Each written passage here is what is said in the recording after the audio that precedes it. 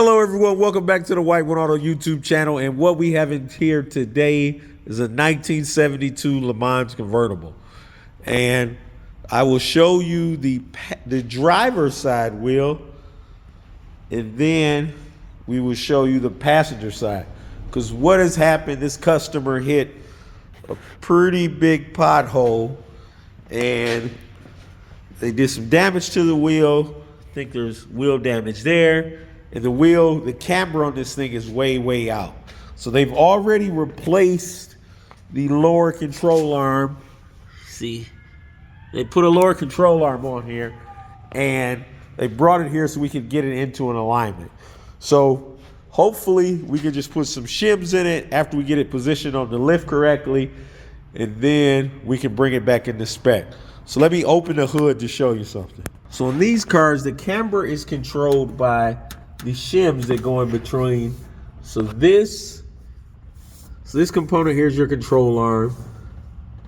This is where it bolts to the frame right here. You see those shims right there? That's what controls the camber. So you see we got a few shims there. I would pretty much bet we have less on this side. Yes, we do have less over here. So what we're gonna do is position this thing correctly on the hoist, and then we'll put our alignment heads on and do a camber sweep after a compensation and see where we fall to see if we'll just shims bring us back into place. Okay, so we have our Lemans up on the lift, and before we put our alignment heads on, we're gonna take and do a real good visual inspection and see, do we see anything that's bent? And if so, we will take some measurements and confirm if something is bent or not by just our eye. And if it is, we will let our customer know and then deal with that then. Also, you want to make sure all your tire pressures are set at the recommended level, because that's pretty important when you're doing alignment as well, is that all your tires have the correct amount of PSI in them. This car is aftermarket wheels, so we're going to have to come up with something for tire PSI and make sure all of them are set equal. So, like I said, like a good visual inspection, we can see this thing took a real hard hit because they had to put a lower control arm on it. And it looks like it's got a new ball joint in there. And I believe these bushings are new too. Yeah, so we just want to look at everything. Like, you could check out things like the distance from here to there. Make sure all of your mounting points, like there's one back here on the frame where the rear control arm mounts to. You just want to take a look at that and make sure it's not bent. So this is the side that wasn't hit. And you come over here and look at your side that is hit, that was hit, and see, does it look the same? I don't see any welding or pulling marks on here, or marks where it looks like the frame was heated up any. So we'll just continue with our visual inspection. If that passes, then we'll set our tire PSI, and then we will put our alignment heads on. So let me continue with this. So I just want to give everyone a better look. You can see how cambered out this here tire is before we get started. You can see how far the top of the tire is leaning further away from the vehicle and the bottom of the tire is punched in. So we're gonna compensate these sensors and then do our caster camber sweep, and then that'll let us know how many shims to put in between the control arm and the frame mount to bring that wheel back in to where it sits level. Well, not level, but where it sits within spec. Like, you can see how far, if you look at how the top of that wheel is further inside on this fender lip right here. You can see how this one is not tucked that far in. So just another visual representation. Okay, so we got our heads on. They are reading on our machine. So what we need to do is our compensation, where we roll it back so it can adjust and compensate the sensors. So what I have to do, because I forgot, I have to put this thing in neutral so I can roll it back because it is in park.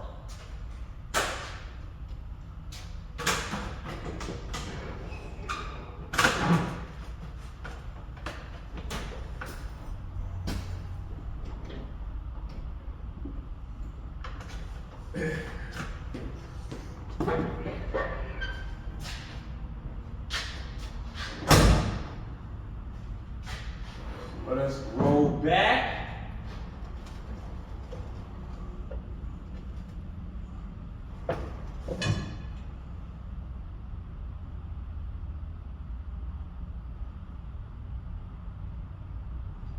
Now we can go back forward.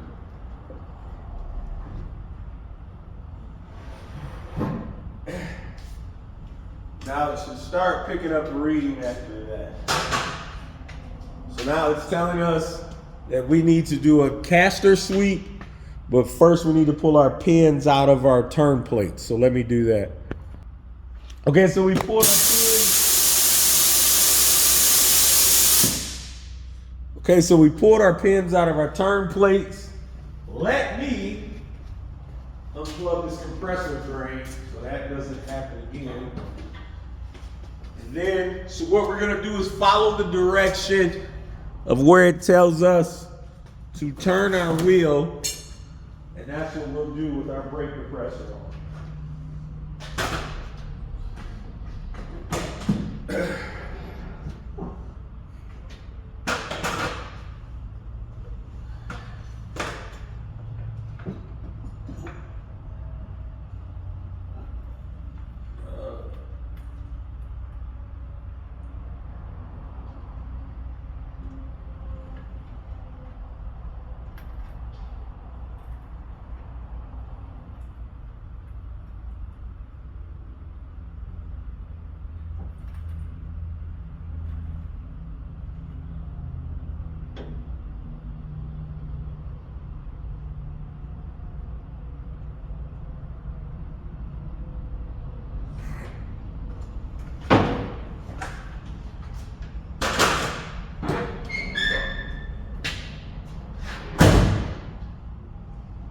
So these are our current measurements. And you can look and see on the right side, we have way too much positive camber. Let me show a bar graph front. So we need to move this negative a lot. So this should tell us with shims, how many shims we need to put in. So over here, we need to put 9/16 in. So in that little die, it'll tell us you loosen these bolts here, pry the control arm over, and slide 9/16 on both sides.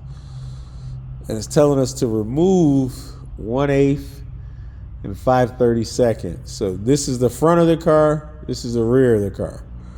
So I'm gonna add these 9/16 first. I'm not gonna remove anything off of here. Let me, so what does it want? I might remove depending upon, now let me see exactly where this lays in first. And then that's what I'm gonna do. So I'm gonna bring this in, these 9/16 before I start pulling out over there. Okay, so the way we're gonna do this, I'm gonna use jack up wheel compensation. And then what we will do is we are going to jack up the car, then take the wheel off, and then we'll make our adjustments. And then we'll put the wheel back on, and I'm pretty sure it'll have us recompensate. And then that way we can get this thing together. So now I'm gonna lift in a different spot because I don't want the weight on the car. I'm gonna lift on the frame because I just want the suspension to droop. I don't want the weight of the car to be lifted up by the suspension. So we're gonna move this over just a little bit. So if you can see right now, I'm actually lifting on the frame of the car, not on the suspension. So this wheel, it will be a lot easier when I let this down and take this target off and to put our 9/16 shims in the front and the back. Okay, so what we did is we lowered our car down so it's a little bit easier to work on.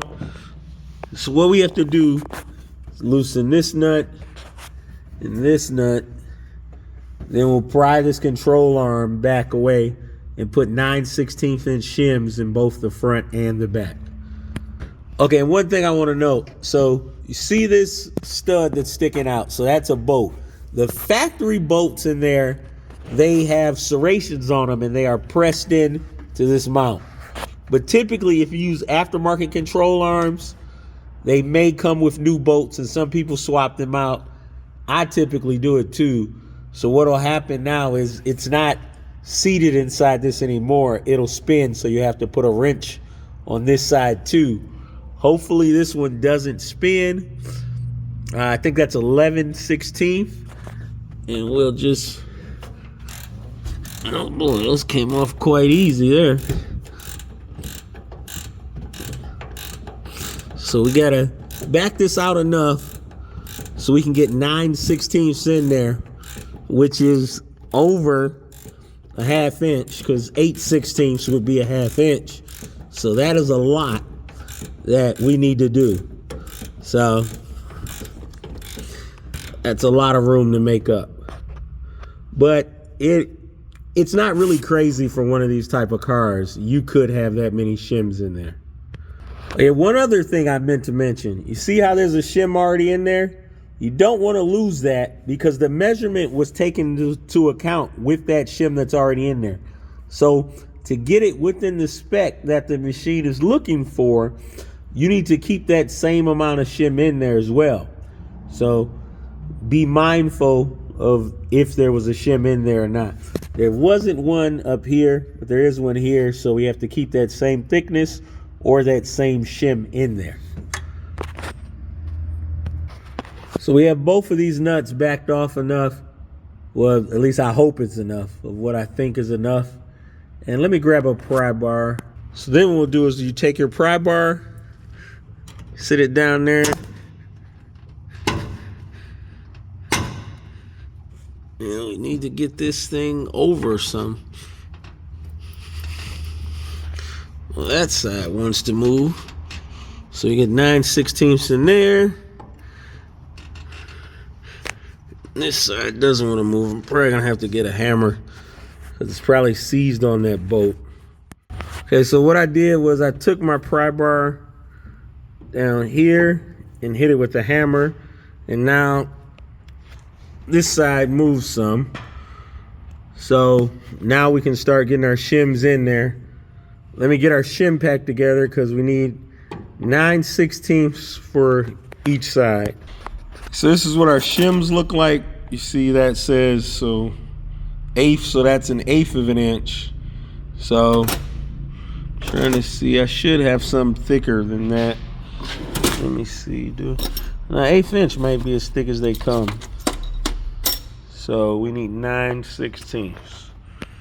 So this is where your fractions come in, ladies and gentlemen. So we have 4 1/8 inch shims, and then we have 1/16 to give us a 9/16 shim pack. So what we're gonna do is put this in on the car. So we did have a quick change because I was able to get the rear one in fine. And so I thought about it. I said, well, let me tighten down the rear and then I'll let the car down and then I'll be able to slip the front one in. I don't necessarily like doing it like this, but that is what we're gonna do. So we should be able to, here go our shims, our 9/16 inch shim pack. And let's get this all sorted together. And we'll be able to slide it in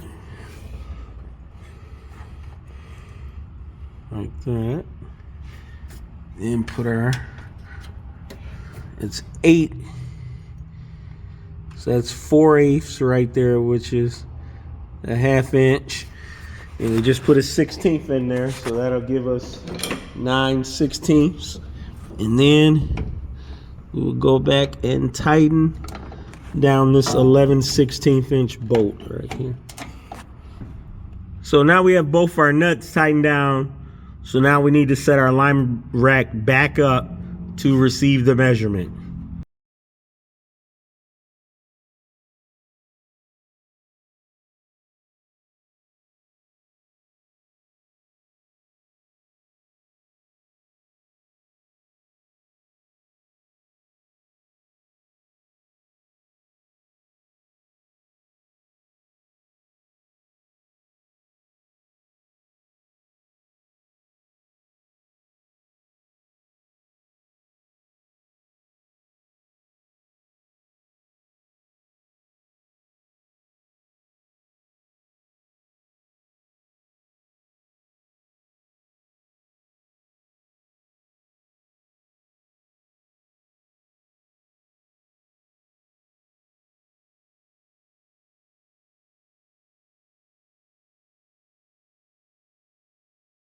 Sixteenth out on our driver's side.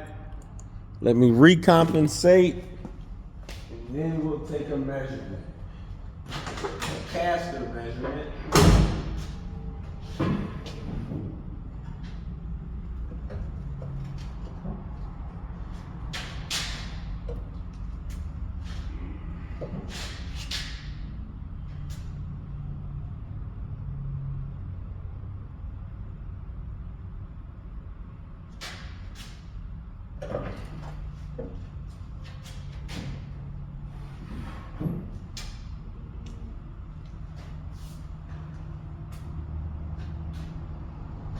Now we'll put our brake compressor on.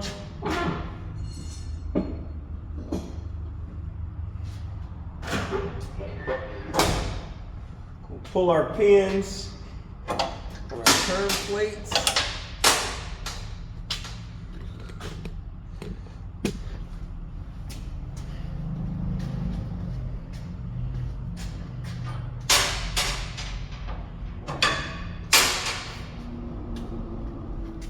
Let us measure caster. Because remember, caster is not a live measurement.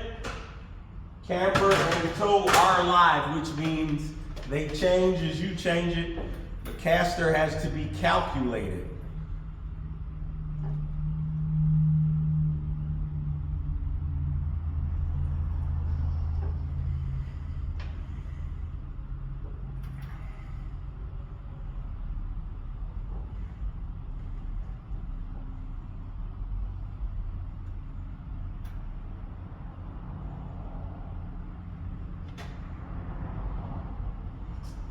Man, I do enjoy that. So let's take a look at our bar graph. So that looks really, really good to me. I know everyone's gonna say like, oh, you wasted a whole bunch of time doing that. It's just that's what happens sometimes when you have to add so much to one side. And even our toe is still straight now, even though it is far off. So let's go over our toe adjustment, which does this thing do videos? I think it does, or I don't have them on here. Yeah, I don't have it on here. But, so our toe adjustment, there might be an illustration. Yeah, so we just turn our adjuster sleeve, which I'll show you on the car. So what we do is we loosen up these two bolts and nuts, then spread this out with a screwdriver, then get our toe adjustment hook and turn that. We'll do that on both sides. Let me go grab the tools to do that.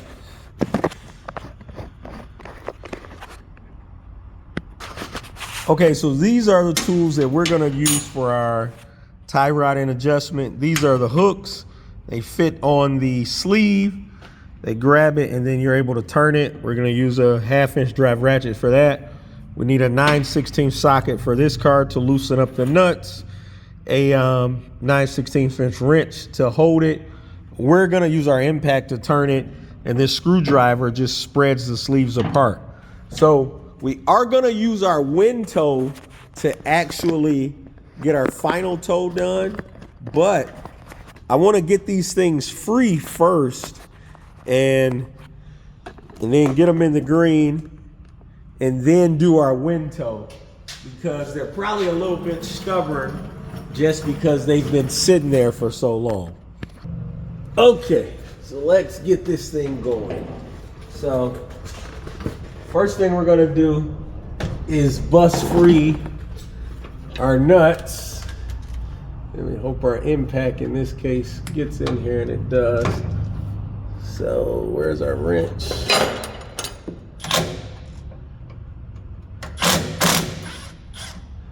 So we're gonna get those as free as possible.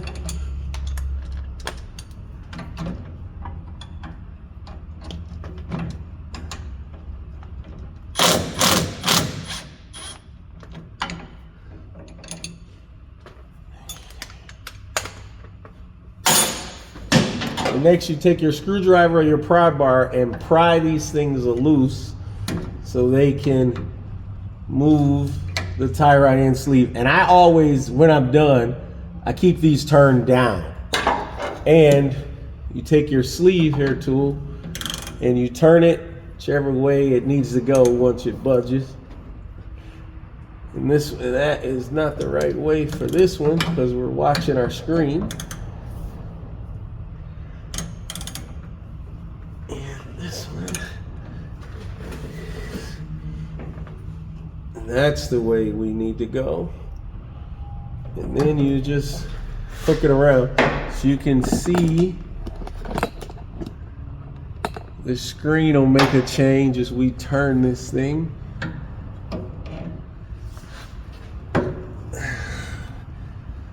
You see how it's getting closer?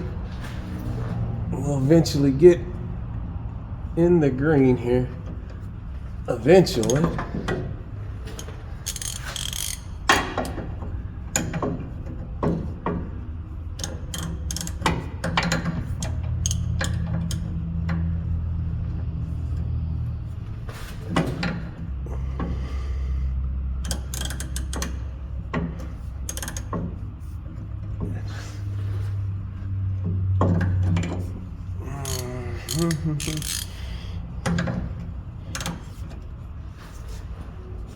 Now you see we are. And so let me get these set up close so then we can do our wind toe. Okay, so this side is ready. Don't tell me this is the remote that doesn't work. Oh boy. Let me grab the remote.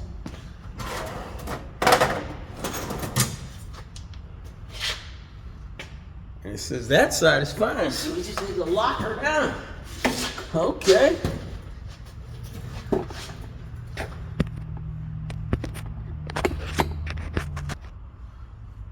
Okay.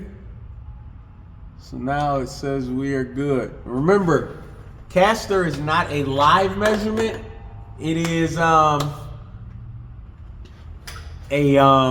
measured angle. So let me take this phone call. Okay, sorry about that, but like I said, caster isn't a live measurement, but we could re-sweep caster just so you can see where we're at again. But this thing is ready to go now. Where's measure front caster?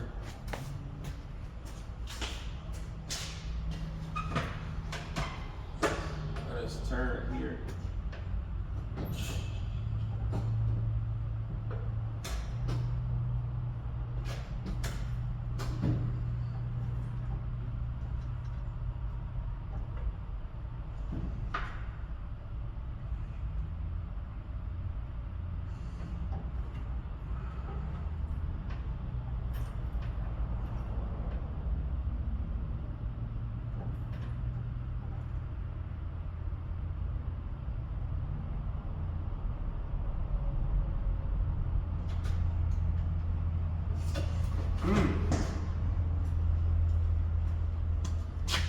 And so we have our new accurate caster measurement. We'll see our bar graphs. So that is where we are at. This thing is ready to go. And we want to thank you all for following along. White One Auto, out. So there is one other thing I would like to do. Is this toe's a little bit out. So I would like to recheck our wind toe. So we've already started it up. And let us We've leveled the steering wheel, so let us go in and check. And we are good here. We're a little bit out there. So we're gonna bring this thing in a little bit.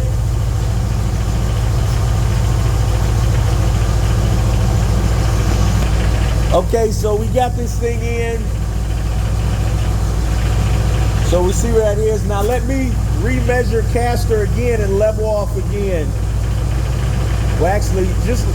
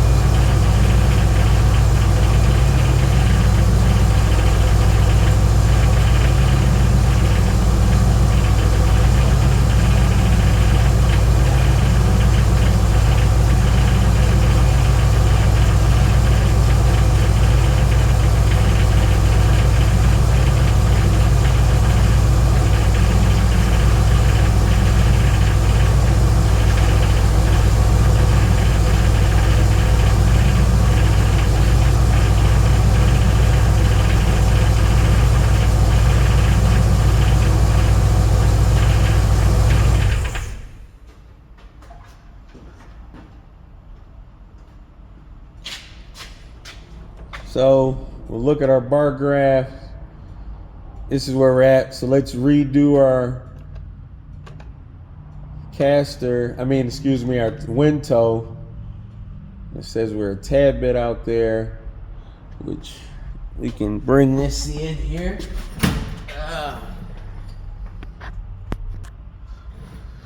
Okay. And it went back out again here.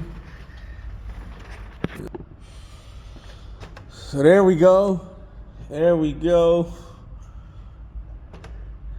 And we are all set here. We don't need another caster sweep, but we'll do it just to be consistent, because I like consistency.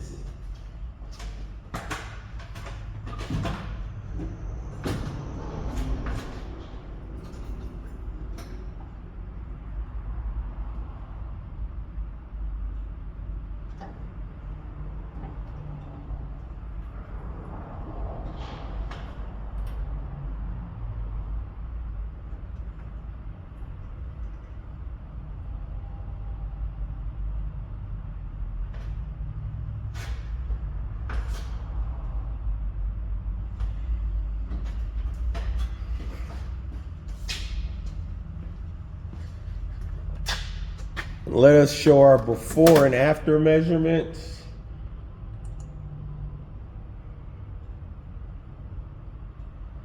Just let this come up here.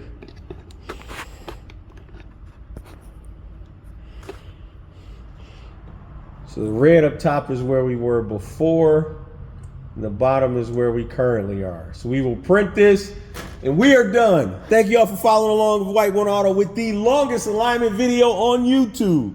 White One Auto out. Just when I thought we were done, we're not. So I want you to see, this is that left wheel. You can see how far in it's sitting like it was before. And now look at our right wheel. So that is fixed. You can see it's in. So hey, so I'm finally really logging off this time. White One Auto out.